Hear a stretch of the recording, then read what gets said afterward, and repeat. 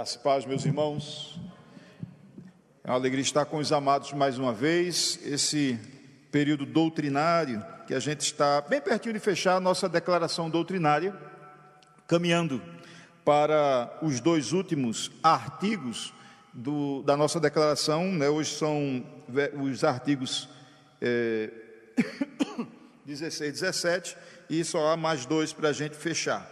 Nós vamos orar ao Senhor e pedir a Deus a sua direção. Querido Deus, nós queremos adentrar na tua presença, Pai, e rogar junto aqui com todo o teu povo mais uma vez, a fim de que o Senhor esteja nos conduzindo em tua magnífica palavra. Ó Deus, que esta palavra edifique os que estão aqui, aqueles que acompanham em casa e os que acompanharão futuramente, ó Deus, no vídeo. Que o Senhor abençoe a palavra, abençoe as orações, abençoe o cântico. Rogamos, ó Deus, para que edifique no conhecimento, mas que esse conhecimento traga quebrantamento, ó Deus, aos corações, a fim de despertar o teu povo para a palavra, para viver a palavra, para servir a ti, para a busca da tua presença. E assim oramos, ó Deus, no nome de Jesus. Amém. Vamos abrir em Mateus capítulo 5, os versículos. Evangelho de Mateus capítulo 5, os versículos 13 a 16, Mateus capítulo 5, os versículos 13 a 16, que nós vamos começar trabalhando ordem social. Tendo por ordem social, a nossa declaração, ela trabalha a questão da nossa vida cristã em sociedade, e aí, sal e luz é o que nós vamos trabalhar inicialmente sobre vida cristã no contexto da sociedade. Palavra do Senhor diz assim: vós sois o sal da terra, mas se o sal perder o sabor, como restaurá-lo? Não servirá para nada, exceto para ser jogado fora e pisado pelos homens. Vocês são a luz do mundo. Não se pode esconder uma cidade construída sobre um monte, e também ninguém acende uma candeia e a coloca debaixo de uma vasilha. Pelo contrário, coloca-a no lugar apropriado e assim ilumina a todos os que estão na casa. Então, a nossa declaração doutrinária, ela traz que o crente deve ser sal e luz, Destacando logo aqui, sal, a gente tem que destacar o contexto da época de Jesus. Sal era usado como salário, salário do trabalhador, salário do soldado. Então era valioso, de grande valor trabalhar e ganhar sal. Hoje a gente não quer cesta básica, o povo nem bota sal, E até a gente pede, nem coloque sal na cesta básica, que é aquilo baratinho. Mas na época era de grande valor, era pago o trabalho com salário. Daí vem a palavra salário, Sal, salário. Meus irmãos, a gente ser sal no contexto da sociedade, luz no contexto da sociedade, é o seguinte: primeiro, como sal, tem destacado aí, sal, valor, que mais? Valor e, lá no slide, sal, conservação, e qual outro aí do meio? Sabor. Então vamos destacar aqui três características do sal, O valor, contexto épico, Então a gente tem que mostrar que a vida cristã ela é valorosa, para que a sociedade veja que aquilo é bom, A grande dificuldade, às vezes, do cristão, no contexto social, da ordem social, ou seja, na sua sociedade, no seu contexto, o Caruaru, o Recife, o Altinho, ele tentar mostrar que essa vida é uma vida valorosa. Às vezes fica com medo de dar seu testemunho, ou se comportar até distintamente para não ser rejeitado. Tem que mostrar que essa vida ela é valorosa, ela tem valor, E o valor já foi pago na cruz. Então é uma vida importante, a vida cristã. O sabor, a presença do sal e sua ausência, todo mundo sente na comida. Se você fizer um feijão e não colocar sal, colocou na boca, ele pode estar cheiroso, bem adubado, bem temperado, mas faltou o sal, Como diz o Masterchef, faltou tompeiro, Faltou tompeiro, o tompeiro do sal. Então, sabor, vida cristã, ela é percebida, ou seja, quando o sal chega no ambiente, todo mundo, essa pessoa aí deve ser evangélica. Eu trabalhei com um cidadão, por exemplo, fui para uma fila de hospital em Recife, e o cidadão começou a conversar comigo e só falava violência, eu nada de entrar na conversa dele, ele, rapaz, eu estou conversando contigo, vem cá, tu é crente, é? Eu digo, já sabia. O sal sua presença. Aí quando o assunto mudou para um assunto cristão evangélico, ele disse: eu gosto de coroa, e pronto, agora a conversa dá para mim entrar. Estava uma conversa que estava muito chata. Então o sal é percebido, a sua presença. Então sua presença deve ser percebida no seu ambiente de trabalho. Peraí, fulano chegou, morga o assunto aí, tal, estavam os palavrões saindo. Por quê? Porque tem sal na presença, está sentindo a sua presença. Conservação. Então, para que a sociedade não apodreça, né? Então, a igreja, quanto mais ela vive a palavra de Deus, ela conserva a sociedade, né? Ela conserva a família, ela conserva os vizinhos, ela influencia com o seu comportamento, conservando. As pessoas começam a imitar suas ações, suas palavras, sua atitude. E aí, o poder de conservação é influenciar, né? Influenciar o meio ambiente. Então, eita, que a coisa era feita com arrumadinho, chega um cristão no meio, não tem mais arrumadinho, vamos fazer do modo certo, tal. Então você começa a influenciar os outros pelo seu comportamento. Então o sal, ele é valoroso, o sal, ele tem sabor, o sal, ele conserva a sociedade. Então, viver a vida cristã em sociedade como sal é sentir essa presença. E como luz, né? Jesus, lá em João capítulo 1, diz que ele veio ser a luz do mundo para iluminar todo homem. Então nós, como luzeiros neste mundo, como diz o apóstolo Paulo em Filipenses, né? Luzeiros numa sociedade corrompida, numa sociedade decadente, a gente existe para iluminar, né? O comportamento é luz, ou seja, mostrar que tem algo melhor para ser vivido, mostrar que há um caminho que pode clarear os passos do ser humano, ainda que ele esteja num contexto de trevas. Então nós somos a luz num ambiente de trevas. Então você está lá no trabalho, o ambiente realmente às vezes pode não ser tão agradável, é um ambiente muito complicado, mas a sua presença deve iluminar aqueles que estão numa vida de trevas, ou seja, suas palavras, suas ações, suas decisões, suas ações devem levar luz para aqueles que estão ali no mundo tenebroso de seus comportamentos. Então, nossa ação no contexto social. Mas ainda, vamos ler o segundo tópico junto? Anunciar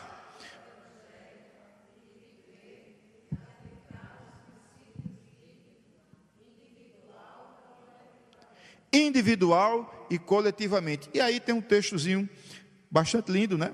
Que é João, capítulo 13, versículo 35, e os irmãos podem ler, João 13, 35, não precisa nem ler o outro, que esse aí eu acredito que é o mais claro, mais objetivo, e assim, dá dizer assim, você é isso na sociedade, ou deve ser isso na sociedade.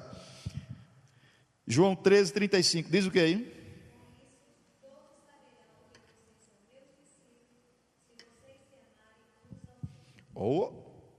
Né?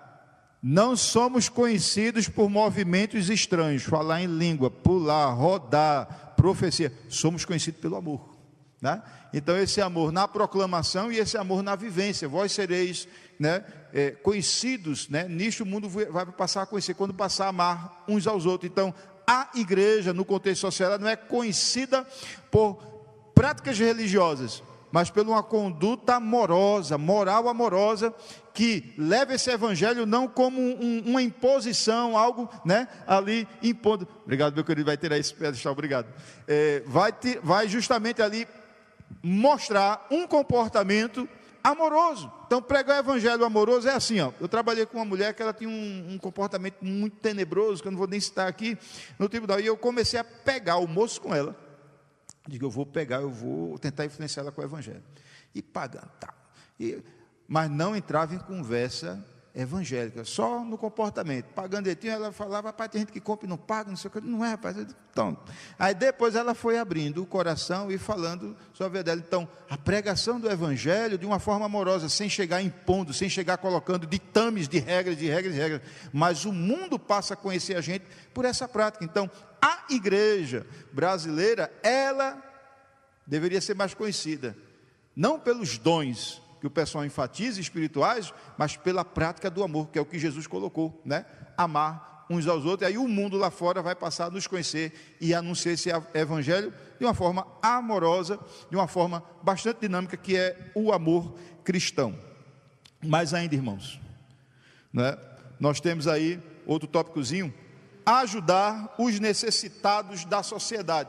Coisa que a igreja aqui já faz. Ela ajuda aqui ela ajuda Altinho, ela ajuda aqui em Caruaru, ela ajuda a congregação de Rosanópolis e outros que a gente, eu não tenho nem noção da amplitude, né, dessa ação social quando é feita aqui, fora o feijão com arroz da cesta básica que sempre é distribuída mensalmente, arrecadada aqui pela igreja. Mas vamos abrir aí só para confirmar mais ainda essa nossa prática. Eclesiastes 11, versículo 1 e 2.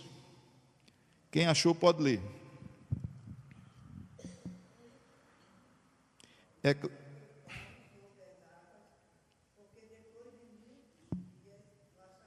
Isso.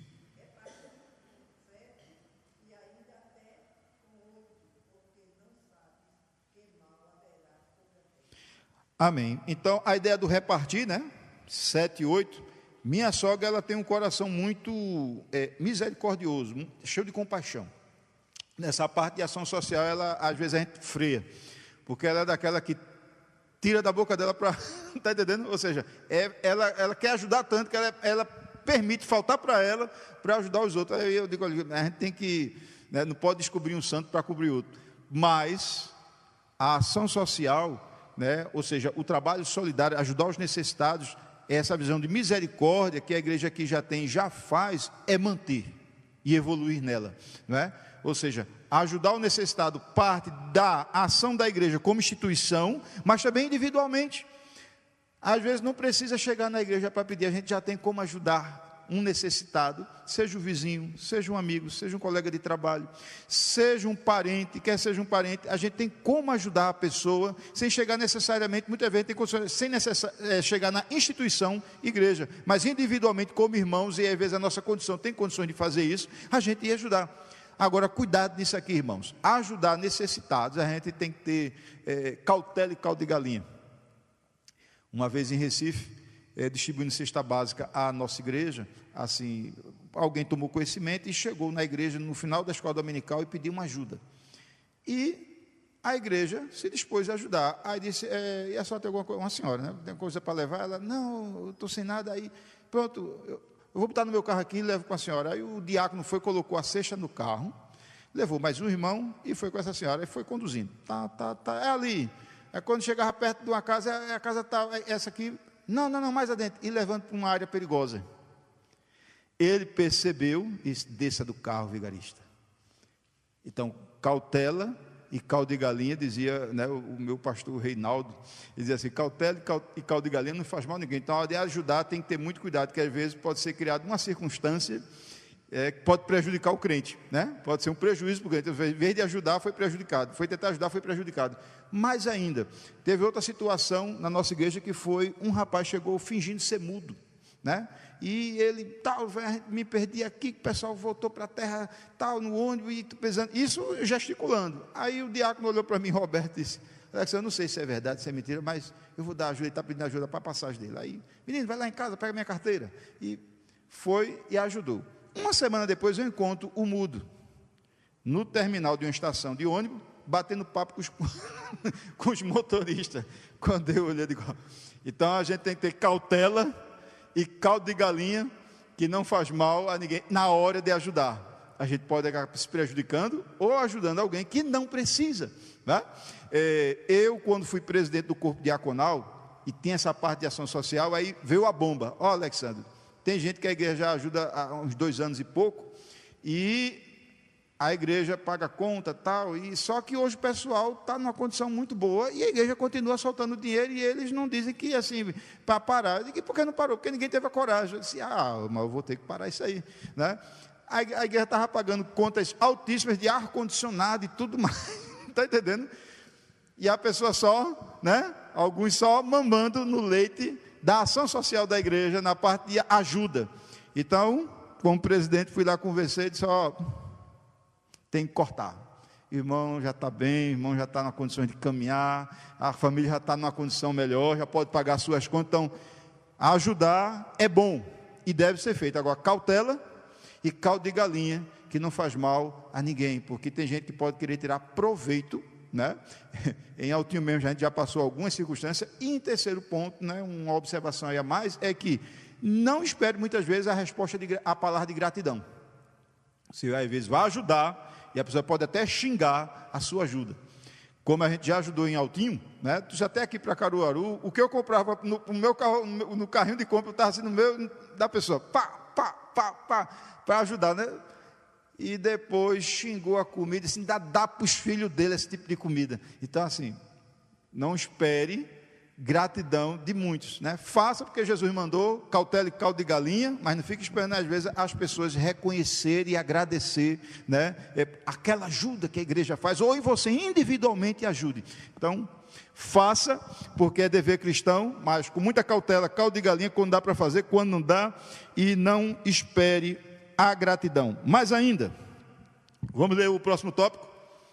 Ajudar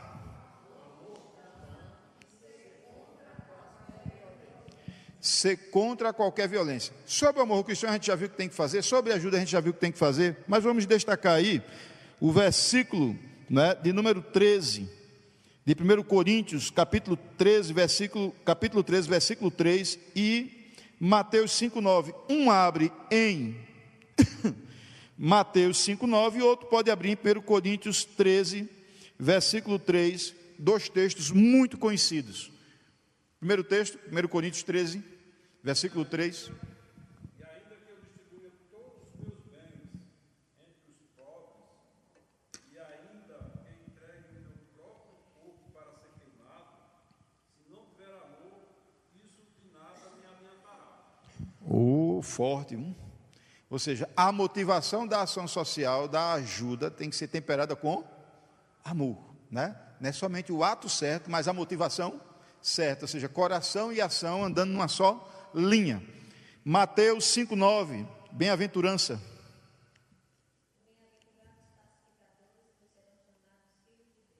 Muito bem, então veja só, se nós somos chamados pacificadores, e esses pacificadores são mais do que felizes, que é a palavra bem-aventurado, né? Macário significa mais do que feliz, e tem versões que vêm assim, mais do que felizes os pacificadores. Então, nós não podemos cair em nenhuma forma de violência, né? Seja ela qual for, né? Praticar alguma ação, seja ela verbal, no braço, não, a gente tem que, vai ter passeata, essa passeata você está promovendo alguma forma de violência, já não faz parte dos bem-aventurados, já não faz parte dos mais do que felizes, não faz parte dos pacificadores. A igreja, ela não deve entrar em nenhum conflito, a igreja ela tem que se posicionar, dizer assim, nós queremos a paz. Se tem dois grupos em conflito, a igreja entra no meio assim, eu nem te defendo, nem defendo tu, eu estou aqui no meio defendendo o que Cristo ensina, que eu devo promover paz, ser um pacificador, aquele que leva a paz. Então, no momento atual, que a sociedade está num conflito gigantesco, né, e o ano que vem, com certeza, vai pegar fogo, qual o papel da igreja aí? Ser pacificadora. Nem um lado, nem o outro, a igreja tem que levar paz, para trazer paz para a sociedade. Assim, a gente está aqui, não é pendendo nem para A, X, B, a gente está aqui só no foco da palavra. Então, nós somos contra qualquer forma de violência, seja individual, em duas pessoas, seja em grupos, seja o que for, seja em defesa de uma nação, seja em defesa de um grupo A, grupo B. Nunca a igreja deve se posicionar favorável a atos violentos. A igreja tem que ser pacificadora, aquela que leva a paz, né? Já houve problemas no nosso estado, lá atrás, famílias rivais, e sabe quem venceu? O Evangelho, trouxe paz, e hoje trabalhei com dois, anda tudo junto assim, Então, a igreja, ela tem a função de levar paz, ela não alimenta o discurso, não alimenta o ódio, não alimenta animosidade, não, a igreja, ela vem no meio assim, pastor, em cima do muro, não, é na linha de Cristo, linha de trem, seguindo reto, né? É na linha de Cristo, nem um lado, nem outro, é dizer, eu vim aqui trazer paz. Se vocês querem brigar, aí é um problema de vocês, mas a minha palavra é paz, e essa paz é em Cristo. Cristo consegue unir e desfazer toda animosidade e trazer um contexto de paz e lá de sossego na sociedade, para que a gente repose e caminhe tranquilo. E o papel da igreja é investir, né, no discurso de paz, de pacificar, quando o outro vem jogando pedra, né? A minha sogra, por exemplo, olha que situação, veja as torcidas como são. A irmã dela, de Simone, né, estava namorando com um rapaz e o rapaz aprontou muito, e a menina acabou o namoro. Aí a sogra tomou as dores, não, vou lá bater papo com ela agora. E a sogra tem uma fama assim de chegar e arrebentar e tal, dizer muito tudo na cara. Quando veio, aí foi aquela torcida na rua, para ficar esperando o barraco. Resultado, quando ela abriu a porta, minha sogra, a mulher, eu quero falar com você. Calma, a gente está aqui como pessoas civilizadas para conversar. Entre. Dialogou, orou por ela, a mulher saiu pedindo desculpa, me desculpe e tal. A torcida zerou. Pegou, irmão, quer levar paz, o outro vai com pedra, vai xingando, e você vem com as palavras sábias, doces, prudentes, com segurança, e chama para a paz, para que saia tranquilo, no final termine em sossego. Então, a igreja, nesse contexto, além de estar orando mais intensamente, né, mais profundamente, quebrantando mais, pedindo a Deus o texto de 2 Crônicas, se teu povo, não é isso? Se o meu povo se humilhar e orar, atentarei para essa oração, ou seja, é hora de se humilhar, buscar, mas ter a sabedoria de levar paz. Qual é a tua opinião, irmão? Minha opinião é a seguinte: eu trazer paz para o ambiente. Qual é a tua posição? Paz para o ambiente. Então, contra toda e qualquer forma de violência. Próximo tópico, não é? Nós trabalharemos aí família e casamento, né? A gente sabe que há muitos conceitos de família. Eu trabalhei no tribunal e fiz segurança de um evento que foi discutido os conceitos modernos de família. Então, tem família monoparental, família, não é o nome do casamento, antiga poligamia, mas hoje é chamado de casamento paralelo, né? Então, 10 para um lado a mulher pode ter, e pode ter mais 10 do outro lado. Nenhum problema, segundo eles. Conceito de família. O homem pode ter 50 mulheres de um lado, 50 para casamento paralelo. E ainda usa textos bíblicos assim, ainda pode manter a fidelidade, porque vai ser fiel. É 50 de um lado, vai ser fiel, é 50 do outro lado. Ainda diz que ainda é cristão. Complicado. Abre a sua Bíblia em Gênesis, capítulo 2, versículo 24, que está aí o início da família, a primeira instituição criada por Deus. Não foi a igreja, foi a família. Quem achou pode ler.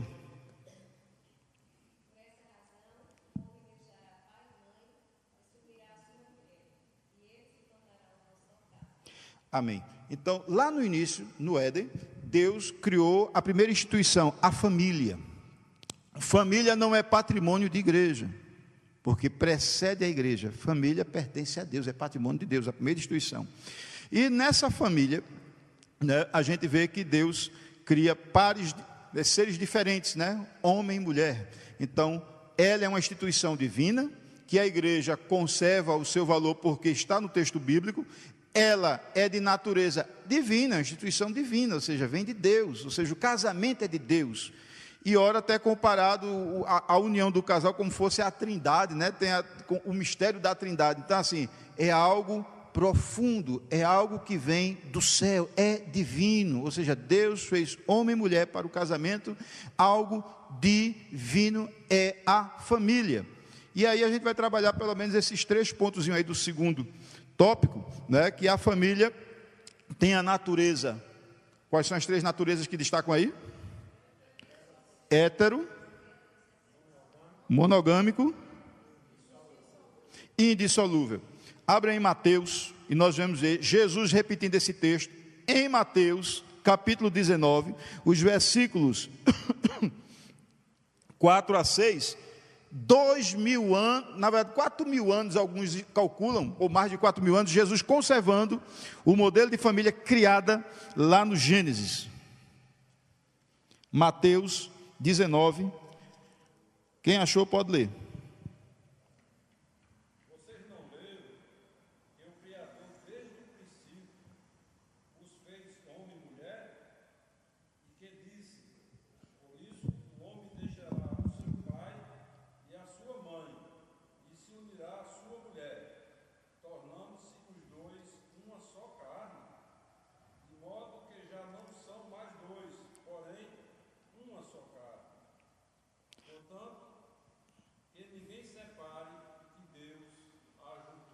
Amém. Primeiro ponto, heterossexual. Então, o casamento, ele se dá entre homem e mulher.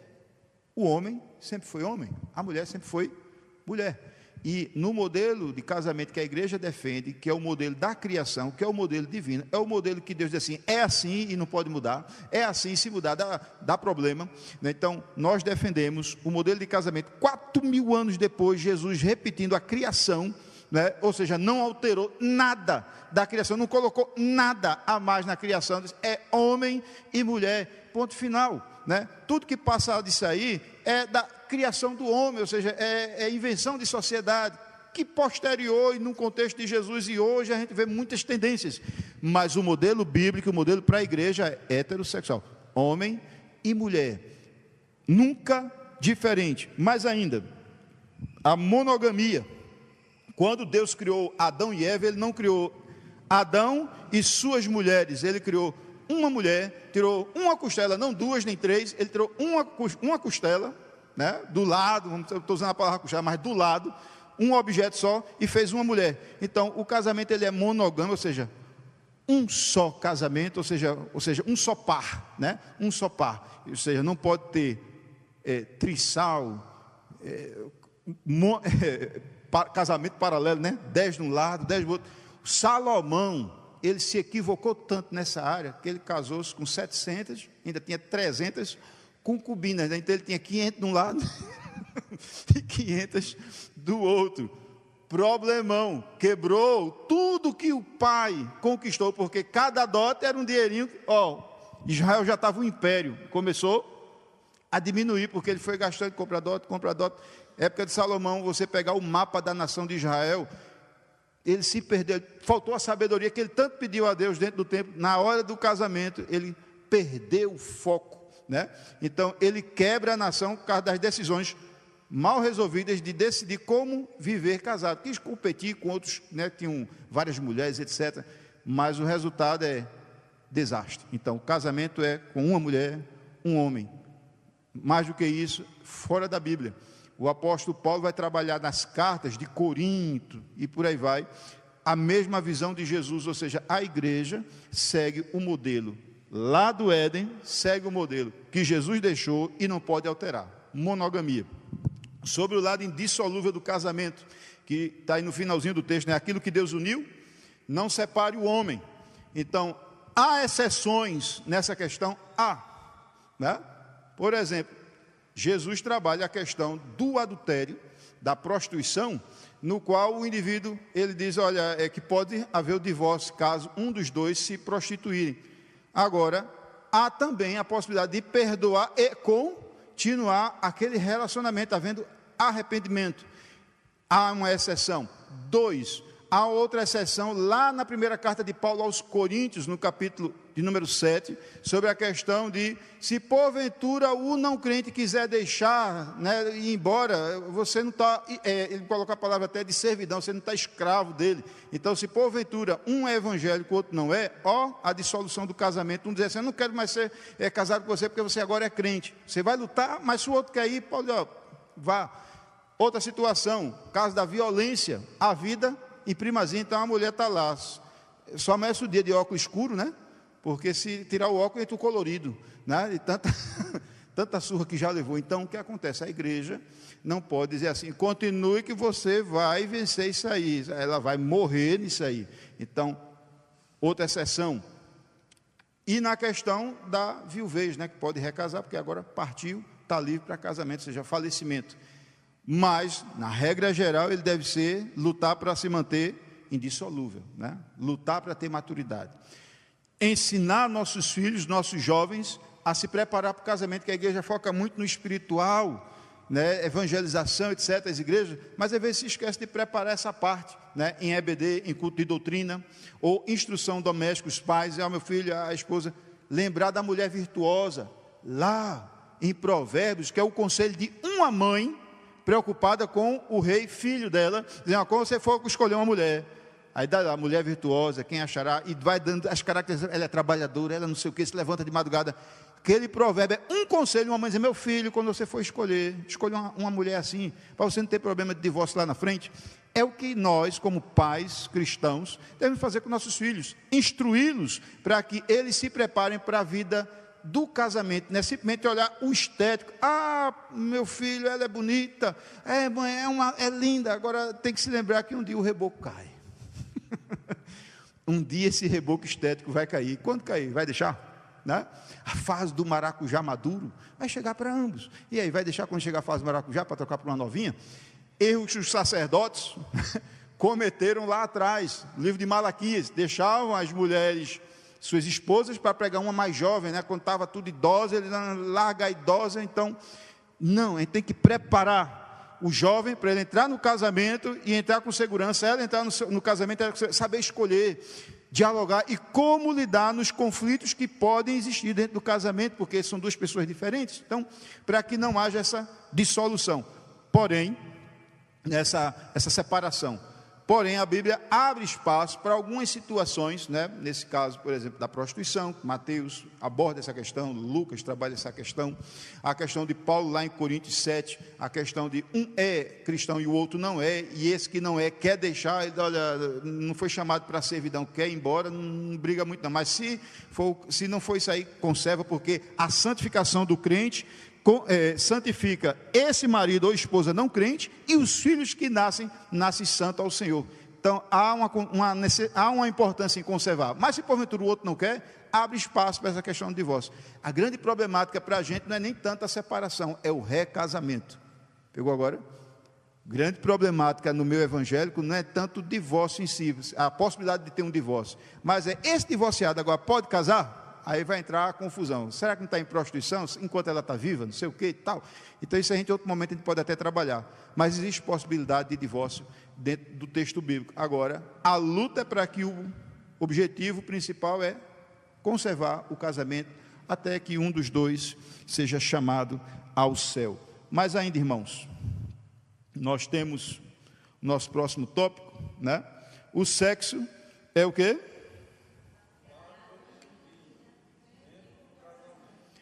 Mais forte, irmãos, mais forte. O sexo é dádiva fora dele.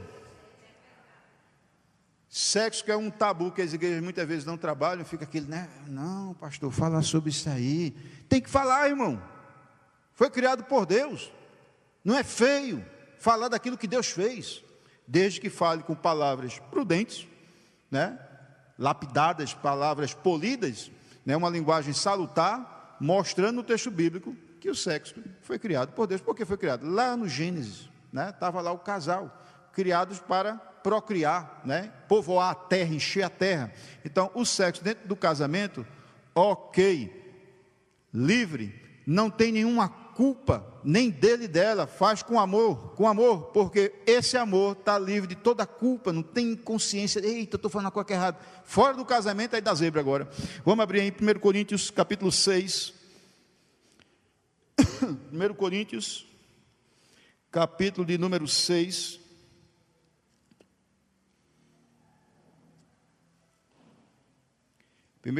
capítulo 6, versículos 15 a 18. Quem achou pode ler.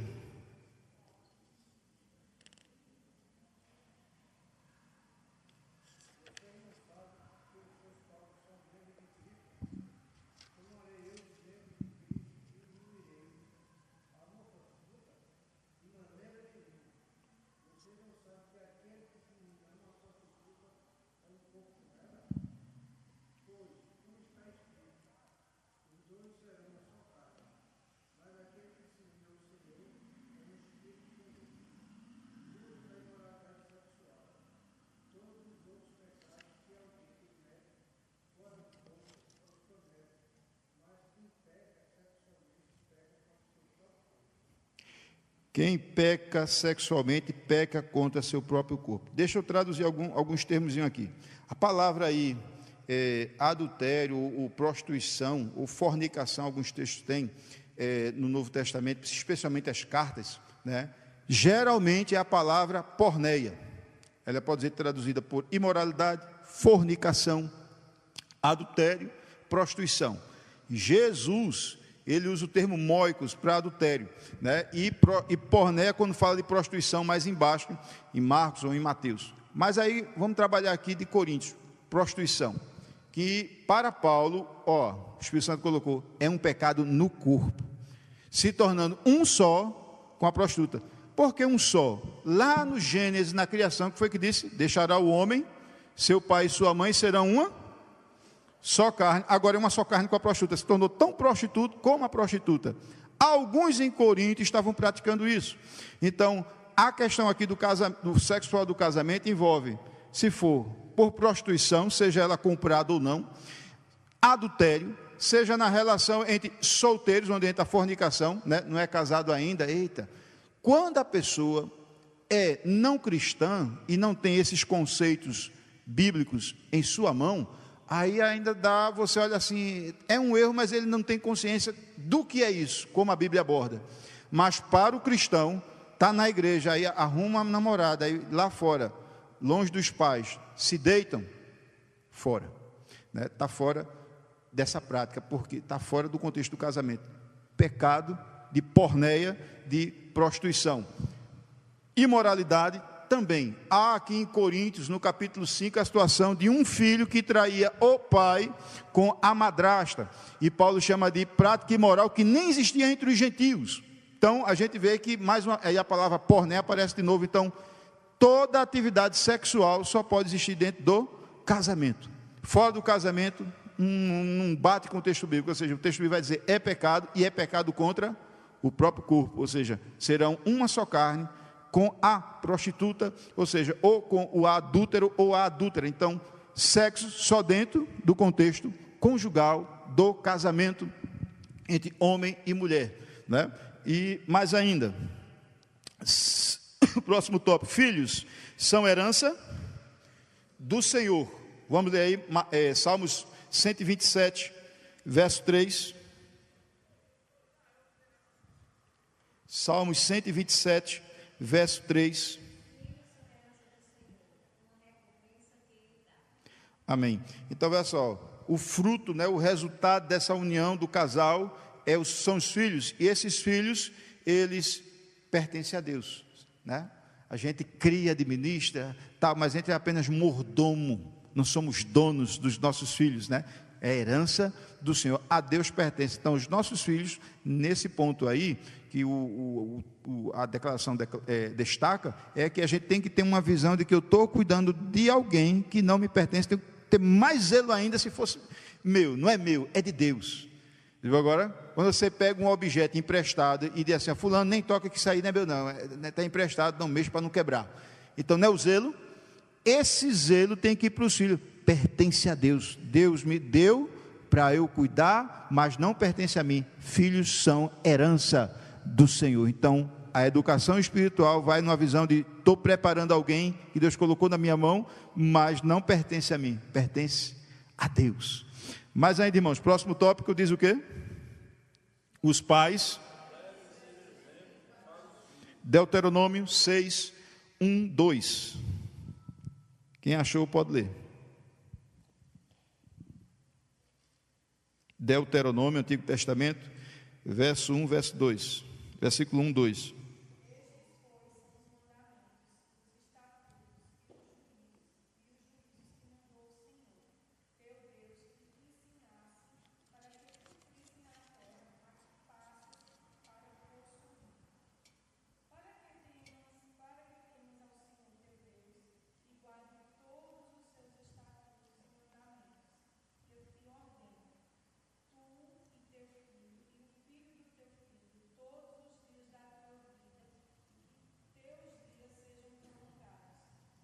Amém. Perceba, para tu, teu filho, filho dos teus filhos, seja você o exemplo, né? Ensine aquilo que vivencia, ensine aquilo que faz. Já orou, menino, hoje? Ah, o menino assim, e o senhor orou também? Vai para a igreja? Não, vou poder ir não, você vai. Não, eu vou ficar em casa, você vai. Que exemplo está dando, né? Que exemplo está dando? Então, os pais, né, devem ser exemplos para os filhos. Os filhos veem os pais leem a Bíblia, os filhos verem os pais orando, os filhos veem os pais louvando o nome do Senhor, não trazendo música estranha aos ouvidos, músicas não cristãs, mas músicas cristãs que edifiquem a alma. Então, os pais têm um papel aí fundamental para que esse filho seja despertado para o Senhor. Se você lê o Salmo, lê em casa, o Salmo 78, aquele Salmo ali é o Salmo da família para mim, porque o Salmo 78 é o tempo todo dizendo, olha, os pais abandonaram a lei, não ensinaram os filhos não tinham esperança em Deus, porque os pais não ensinaram. Muitas vezes, hoje você encontra um crente, filho de crente, assim, ó, rapaz, vamos jogar na telecena, vamos jogar na loto, vamos jogar não sei o quê, vamos para o jogo do bicho, só ir com galo, não é? Tem esperança no jogo, mas não foi instruído que o Deus que supre todas as necessidades, pode suprir sua área material, porque os pais não ensinaram, não viveram isso, e aí os filhos ficam sem esperança. Caso do Salmo 78, aponta lá para o povo de Israel, os filhos não tinham esperança em Deus, porque os pais não ensinaram, não viveram, não praticaram essa fé, que traz esperança de Deus, dar a direção e suprir as necessidades. Então, nós como os pais, temos que sentar com meu filho, seja um dizimista, seja um ofertante, a partir do seu exemplo. Eita, meu pai é dizimista e ofertante, eu vou fazer também? Influencia. E ele vai começar a ter esperança que ele contribuindo, conforme o texto bíblico ensina, Deus há de suprir suas necessidades, e ele vai fazer aquilo com prazer, porque ele está vendo os pais fazer. Agora, se os pais não fazem, como é que os filhos vão ser despertados? Não vai ter esperança, não vai ter aquela confiança de que Deus está conduzindo e fazendo o que o texto bíblico diz, Deus proverá, né? Deus direcionar. Então, os pais têm que ser exemplo. O mandamento não foi só para os filhos, são também para os pais, né? Para nós. E último, nesse particular, a igreja é o que, irmãos?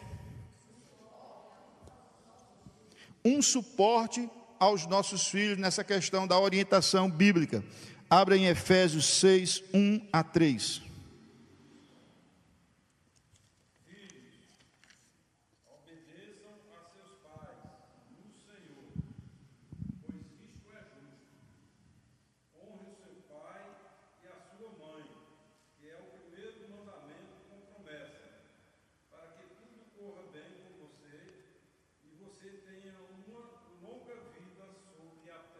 Amém. A igreja entra num papel de suporte, né, dando um apoio aos pais na educação dos filhos. A igreja não é tudo, viu? O feijão com arroz é em casa. A igreja é como um suporte, um apoio. Na escola dominical, na salinha das crianças, domingo à noite, a igreja dando aquele suporte. É importante, irmãos, a igreja abrir os olhos para a criança. Nosso culto de oração e doutrina está crescendo, porque a gente passou a investir em criança. Além de a gente estar orando pelo povo, vamos abrir a sala de criança na quinta noite, que é amanhã. E aí, os pais que tinham dificuldade, porque a criança corre, traga seu filho.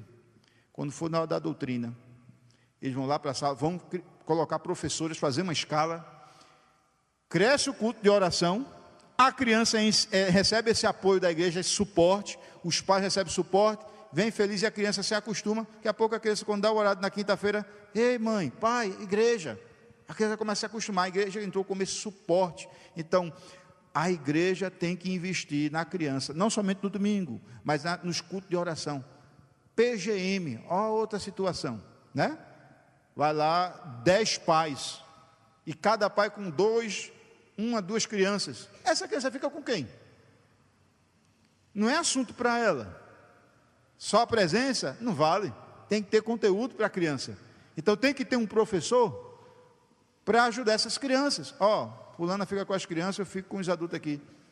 Lá na casa de Fatinha, chegou um tempo que a gente evangelizava 28 crianças dentro do pequeno grupo. A casa pequena, entupia a sala, eu ficava com os adultos no terraço evangelizando, e Simone dando assistência lá na sala, 28 crianças. Imagina a casa de alguém aqui bater 28 crianças, quem vai atender essas crianças? Então tem que a igreja ser um suporte, culto de doutrina, para que a criança venha, a criança seja alimentada. Aquelas que ainda não têm uma noção, crianças aí de 6 anos, 5 anos, tem que funcionar a sala das crianças no culto de doutrina, tem que funcionar nos domingos, a igreja entrando como suporte, tem que estar no pequeno grupo, tem que alguém lá que fique com criança, já motiva aquele pai e mãe chegar, né? Mas a igreja não é tudo. O feijão com arroz é em casa, a gente é um suporte para esses pais, para essas crianças, continuar o ensinamento bíblico, motivando a estar na casa do Senhor, se acostumar a estar no ambiente cristão. Então a igreja, ela é um suporte para ensinar esse texto aí de Efésios, capítulo 6, versículo 1 a 3. Há um tópico aí que eu pulei, e eu vou voltar. Deixa eu só... Pode ajudar aí, meu irmão, por favor, Anderson. Lá no finalzinho, diz o que, irmãos? O último tópico, propósito.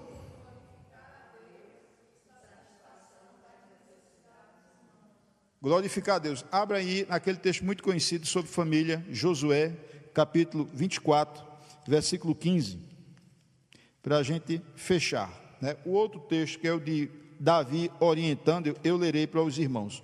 Josué 24, 15.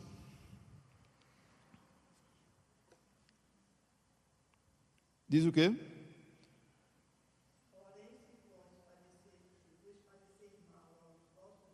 Sim.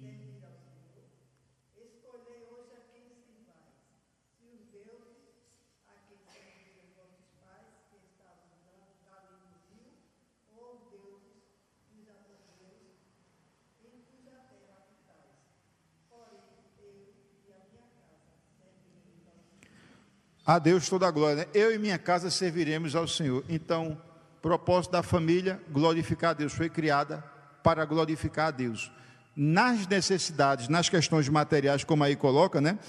Satisfação das necessidades materiais. Eu vou ler o texto aqui, né? Para a gente fechar o texto de Reis, que diz assim: E aproximaram-se os dias da morte de Davi, e deu ele ordem a Salomão, seu filho, dizendo: Eu vou pelo caminho de toda a terra, esforça-te, pois, e sê homem.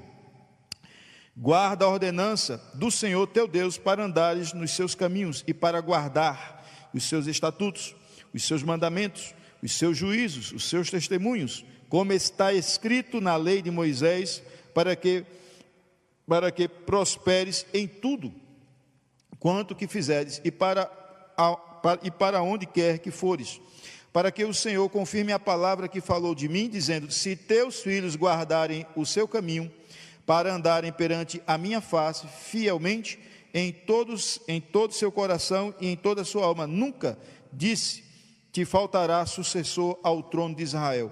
Então, Davi orientou seu filho para que permanecesse no caminho do Senhor, para que Deus suprisse as necessidades do povo de acordo com a direção de Deus e do reinado, e não faltasse um sucessor, e realmente não faltou sucessor sobre o trono de Davi. A linhagem de Davi permaneceu até chegar o Messias.